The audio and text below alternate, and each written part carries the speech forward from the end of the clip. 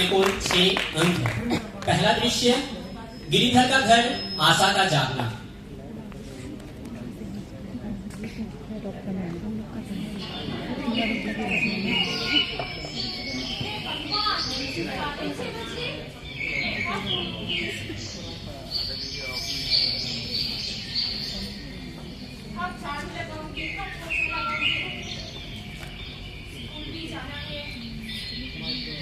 इस घर का पूरा काम मैं ही करूँ क्या?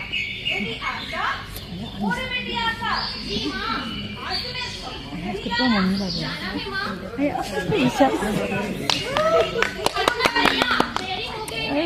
और सुनो, जी माँ, स्कूल जाते वक्त अपने घर या शाम को भी अपने साथ लेके जाना। जी माँ, घर पे मोहल्ले से बड़ी भी पुस्तक नहीं है, नालायक लड़का।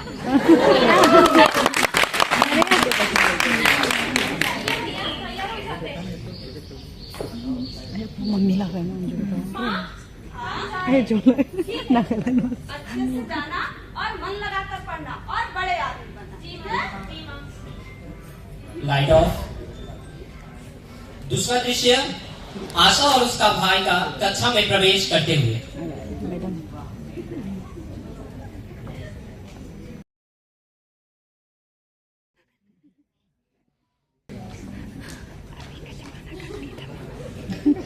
मैडम दे रहे मैडम जी, छोटे में से कहते हैं आज आने में देरी कैसे हो गई? क्षमा कीजिए मैम, कल से देरी नहीं होगी। ठीक है, कोई बात नहीं, बैठ जाओ। तो बच्चों, आज हम कवि पास की कविता सपनों का मर जाना पड़ेगा। जी मैडम। बच्चों, जल्दी से अपने अपने कॉपी और पेंसिल निकालो।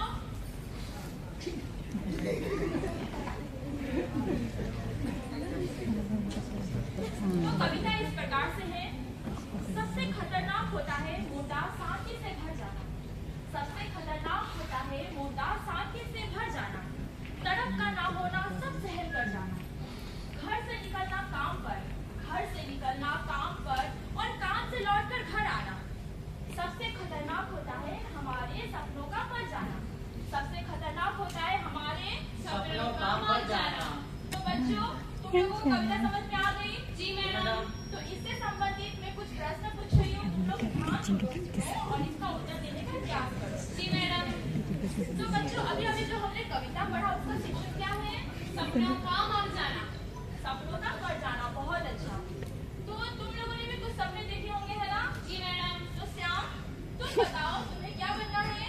मैडम, मुझे क्रिकेटर बनना है। तुम्हारे भी कुछ सपने होंगे? जी मैडम, मुझे डॉक्टर बनना है। डॉक्टर बन के समाज में मुफ्त में इलाज करना है। वाह आशा, बहुत अच्छा। तुम पढ़ने में बहुत अच्छी हो, तुम एक दिन जरूर डॉक्टर बन पाओगी। जी मैडम। और हाँ, कभी भी इस प्रेरणा की जरूरत पड़े तो जरूर याद करना। जी मैडम, हमेशा तुम्हारे साथ रहूंगी। जी मैडम। तो बच्चों, आगे की पढ़ाई हम अगले कक्षा में करेंगे। आज के लिए बस इतना ही। Light of. धनीराम की हवेली में गिरिधर का प्रवेश। उसका कर दे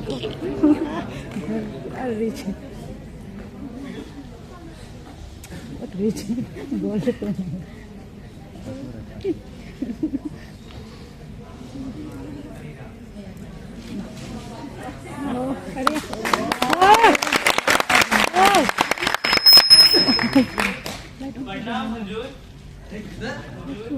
लाइट ऑन करो ना।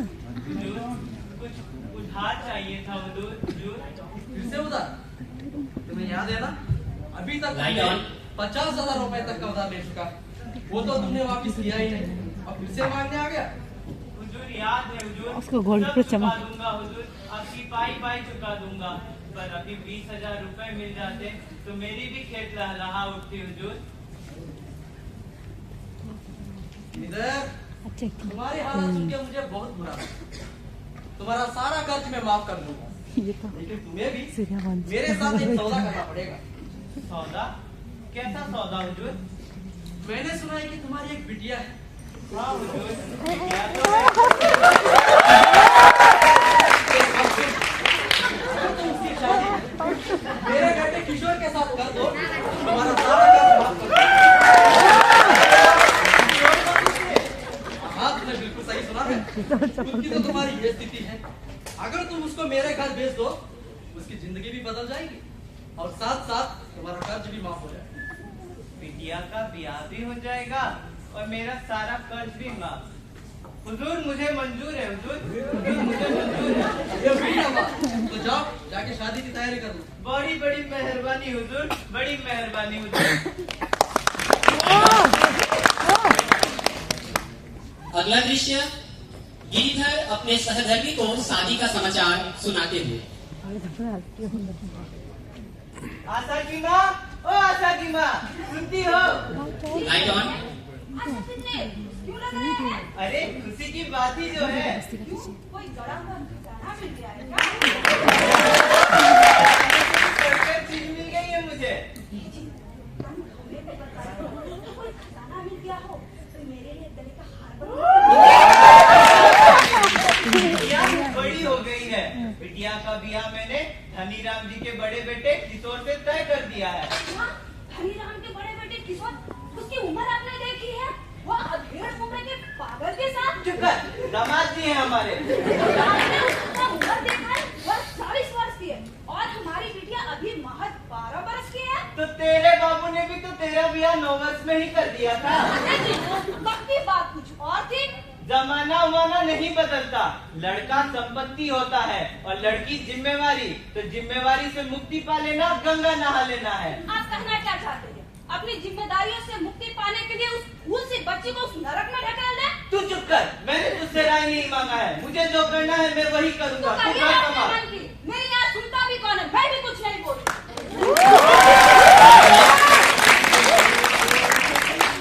अगला दृश्य, गिरिधर का घर, माँ बेटी को सहानुभूति देते हुए।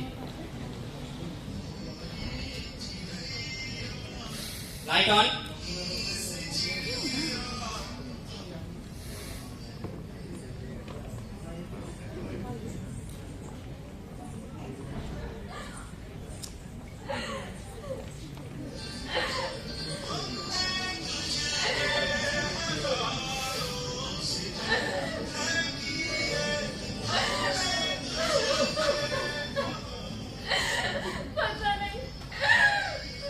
पता नहीं बाबूजी मेरा बस क्यों नहीं मानते।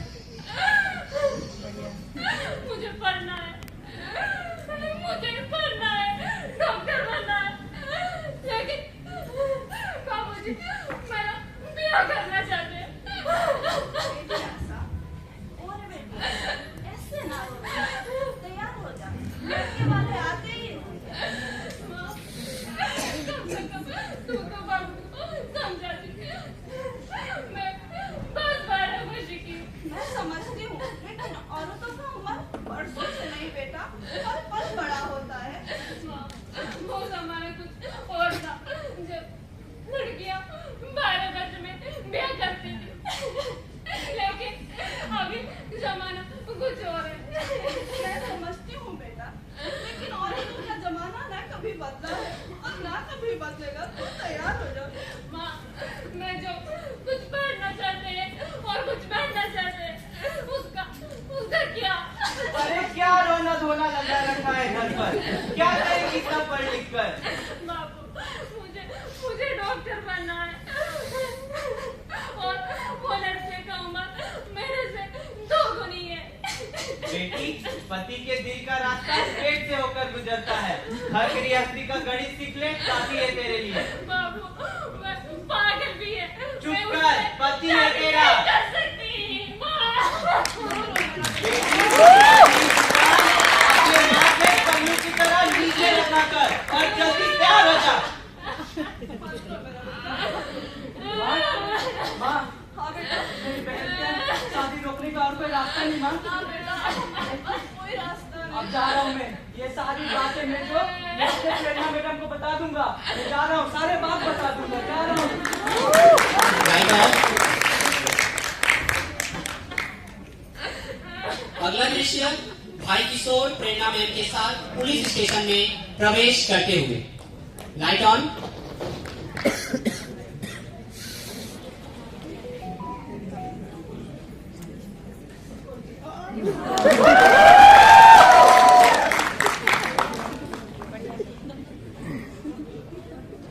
इन गांव वालों के पास भी ना और कोई शिकायत ही नहीं है। किसी की बकरी चोरी हो गई, किसी की मुर्गी भाग गई, तो किसी का कटहल चोरी हो गया। लो, अब इसी काम के लिए तो सरकार ने हमें यहाँ पर रखा है। हाँ। छी छी छी छी। नमस्ते दरोगा जी। अरे नमस्ते नमस्ते मैडम जी, बताइए कैसे आना हुआ यहाँ पर? दरोगा जी, एक बहुत ही बड़ी गंभीर समस्या है। क्यों, आपके स्कूल के बच्चे भागे क्या? नहीं दरोगा जी, ऐसी कोई बात नहीं है। ये जो श्याम है, इसकी छोटी बहन आशा, उसके जबरन शादी कराई जा रही है और वो मात्र 12 वर्ष की है। क्या? हाँ बाल विवाह? हाँ दरोगा जी, जी, दरोगा जी। मेरी बहन को बचा लीजिए दरोगा जी, बचा लीजिए। हमने बहुत कुछ कर लिया, लेकिन हम सब में विफल रहे। अब आपको ही कुछ करना पड़ेगा। समस्या तो गंभीर है। चलो, अब हमें ही कुछ करना पड़ेगा। बहुत दिनों के बाद कुछ शिकायत अच्छी आई है। चलो देखते हैं। Light of. अगला दृश्य गिरिधर का घर और शादी का माहौल।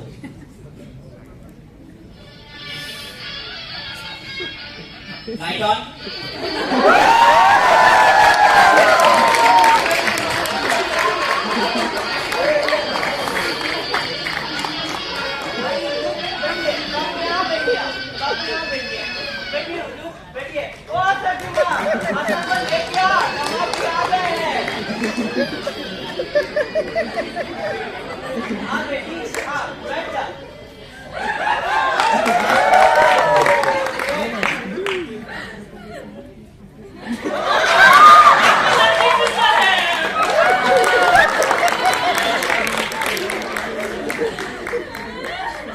रुक जाओ।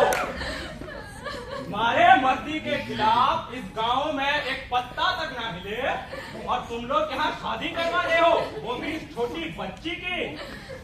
अरे गिरिधर, हमने तो किसी पुलिस वालों को बुलाया ही नहीं, फिर ये बिन बुलाए मेहमान कौन है? हुजूर, मैंने भी पुलिस नहीं बुलाया हुजूर, मैंने किसी को नहीं बुलाया हुजूर। बाबू, मैंने बुलाया पुलिस, मैंने।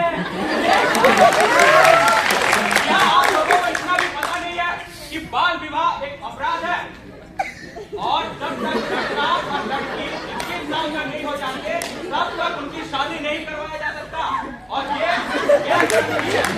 दुनिया को जो नहीं मानता उसको कड़ी से कड़ी सजा मिलती है। और ये अभी तो सिर्फ 12 वर्ष की है। अभी इसके पढ़ने और खेलने की उम्र है। ये सब हमने मैडम जी, 2-4 अक्षर क्या ही पढ़ लिया, हमको सिखाना आ गया। अरे वो समय कुछ और था ठाकुर साहब, जब आप जैसे ठाकुर और जमींदारों का यहाँ पर राज चलता था। लेकिन समय कुछ और है अभी राजतंत्र नहीं, हमारे देश में प्रजातंत्र का नियम चलता है, संविधान का नियम चलता है। और जो भी इस नियम का उल्लंघन करता है ना, उसको जेल तक का दंड है। इंस्पेक्टर साहब, इस गांव में आपका नहीं, मेरा कानून चलता है। अपने पैसों का अगर यहाँ मत दिखाइए, यहाँ संविधान का नियम चलता है। गिरदार समझ ये जो शादी करवा रहा है ना, बंद कर दे, नहीं तो जेल में नहीं सकता। मैंने तो पहले ही आपको मना किया था, लेकिन आप तो मेरी एक नहीं सुनते। दरोगा बाबू, माफ कर दीजिए दरोगा बाबू, मैं अपनी बिटिया का ब्याह भी नहीं करूंगा। मैं बहुत बड़ा पाप करने जा रहा था दरोगा बाबू। मैंने अपने कर्ज के खातिर अपनी बिटिया का सौदा कर दिया था हुजूर। माफ कर दीजिए हुजूर, माफ कर दीजिए मुझे। बाबूजी, शादी करनी है।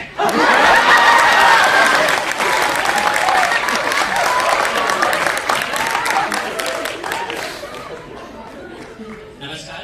आज के हमारे इस नाट्य प्रस्तुति का मूल मंतव्य यह था कि बाल विवाह का पारिवारिक, सामाजिक और व्यक्तिगत स्तर पर मजबूती के साथ विरोध करना, क्योंकि बाल विवाह जो है वह एक संगीन और गैर जमानती अपराध है। बाल विवाह कानून निषेध के अंतर्गत यह व्यवस्था की गई है कि बाल विवाह करवाने वाले और करने वाले जो परिवार के समूह है, उन लोगों को 2 वर्ष की कारावाह और 2 लाख रुपए की जुर्माने की व्यवस्था की गई है। भारत सरकार के द्वारा बनाए गए कानून तब तक समाज में परिवर्तन नहीं ला सकते जब तक हम लोग उस समाज का प्रत्येक वर्ष उसके लिए आगे बढ़ करके ना आए। यही हमारे इस नाटक का मूल उद्देश्य था।